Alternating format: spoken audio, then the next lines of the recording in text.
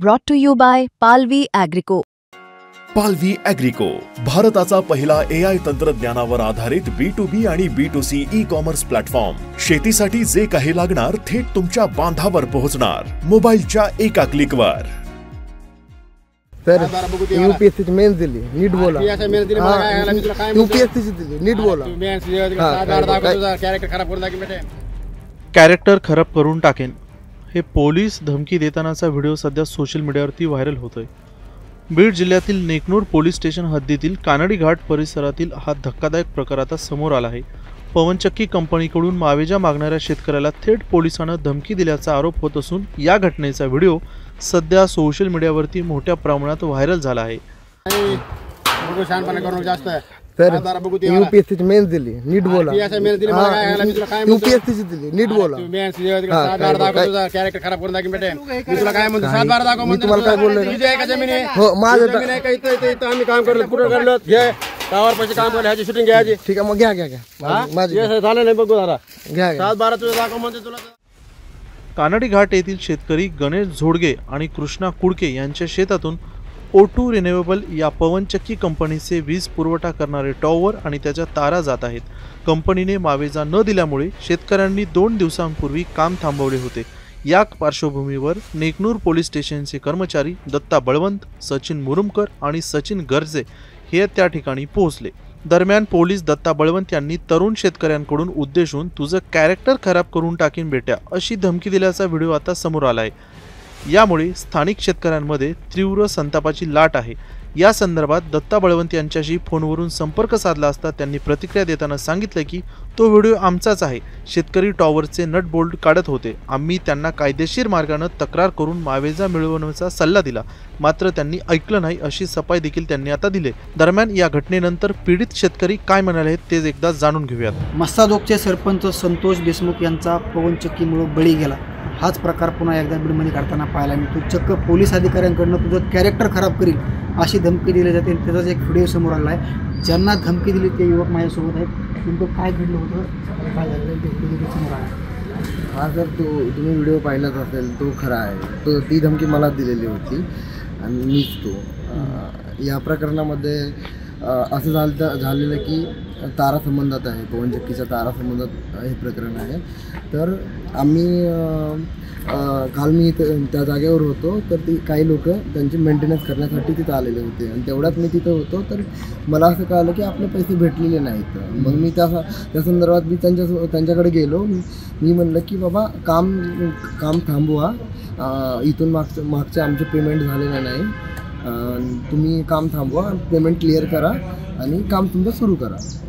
तर ते मग ह्या गोष्टीवर आले की बाबा आरेरावीची भाषा बोलायला लागली की कोणाचं ऐकूनच घेत नव्हते. ते काम त्यांचं सुरू होते, त्यांनी काम करत होते. सामान्य नागरिक ती पण तिथं होते, पण कोणी थांबवू शकलं नाही. मग मी तेवढ्यात मोबाईल काढला, व्हिडिओ काढला. मग त्यांचा तुम्हाला ॲग्रेसिव्हपणा दिसला असेल त्याच्यात. मग ते मला डायरेक्ट बोलले की बाबा, मी म्हणलं मी एवढा पण हे नाही की म्हणजे शेतात राहणारा, मला या सगळ्या गोष्टी माहिती आहे, मी तुमच्याशी नीट बोलतोय आणि सगळ्याशी तुम्ही नीट बोला. पण ते ऐकत नव्हते. मी म्हणलं मी सर UPSC MPSCचा अभ्यास करतोय. तर ते म्हणले मग डायरेक्ट बोलले की तुझं मी कॅरेक्टर खराब करेन, कॅरेक्टर खराब करेन, ह्याची रेकॉर्डिंग करा. हां, अशा पद्धतीने म्हणलं ठीक आहे. मी म्हणलं करा. मी तर काही तुम्हाला आरेरावीची भाषा बोलली नाही, नीटच बोलतोय, चांगल्या शब्दात बोलतोय. मग इथून पुढं मग ते असं वाढत गेलं. काय घडलं, काय होतं, सुरुवातीला काय झालं होतं, तुम्ही तिथे कशासाठी गेले होते? मी घरी बसलेलो होतो की तेवढ्यात मला कळालं की बाबा मेंटेनन्सची टीम आली आणि ते मेंटेनन्सचं काम करतात. मग मी त्यांना बोललो की मी तिथे गेलो त्या ठिकाणी, त्यांना बोललो की आमचं पेमेंट झालेलं नाही, तेवढं पेमेंट क्लिअर करा आणि तुमचे कामं चालू करा. हां, आमच्या टावर आमच्या रानातून तार गेलेली आणि तारेचा मोबदला मी मागत होतो त्यांना की बाबा आधी तारेचा मोबदला द्या. पोलीस एवढे का अग्रेसिव्ह झाले? मला काही सांगता येणार नाही. मी फक्त त्यांना म्हणलो होतो की मोबदला भेटला नाही त्याच्यामुळे असेल किंवा त्यांचं आर्थिक काही लागेबंदी का, मला ते मी नाही सांगू शकत की बाबा त्यांचं ते दोघं मिळून काम करतात की काय. मी फक्त एवढं मोबदला मागत होतो. मी पोलीस अधीक्षकांना एवढं सांगू शकेल की बाबा लवकरात लवकर त्यांना सस्पेंड व्हावं, की प्रशासनामध्ये असे लोक नकोत आणि लवकरात लवकर गरीब सगळ्या जेवढे शेतकरी राहिलेले त्यांना मोबदला तरी भेटावा. काय घडलं होतं? तुम्ही स्पॉटला असता, शेतामध्ये असता, काय प्रकार घडला होता? यांना कॅरेक्टर खराब करू म्हणजे जीवनात उठवण्याचा प्रयत्न होता. माझी नवनीत कावत साहेबांना एकच विनंती आहे, तुम्ही सामान्य जनतेच्या पाठीमागं आहात का त्यांच्या विरोधात आहात? पहिला प्रश्न तुम्हाला हा पडतो. आणि जो शेतकऱ्याला मोबदला मोबदला मिळाला नाही तो शेतकरी काम थांबवा आणि आमचा मोबदला द्या अशी भाषा करतोय.